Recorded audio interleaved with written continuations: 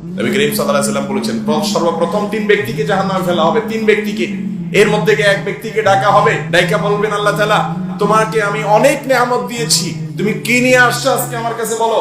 বলবে আল্লাহ অনেক পয়সা করি আপনি আমাকে দিয়েছেন, আমি স্বীকার করি, আর সেজন্য আমি অজস্র ভাবে দান করেছি, মসজিদে, মাদ্রাসাতে, দ্বীনি প্রতিষ্ঠানে, গরিবকে, অভাবীকে, আত্মীয়কে, অনাত্মীয়কে দুই হাতে দিছি আপনার সন্তুষ্টির জন্য। আল্লাহ বলবেন মিথ্যাবাদী, তুমি দিয়েছো ঠিক, কিন্তু আমার সন্তুষ্টির জন্য দাওনি।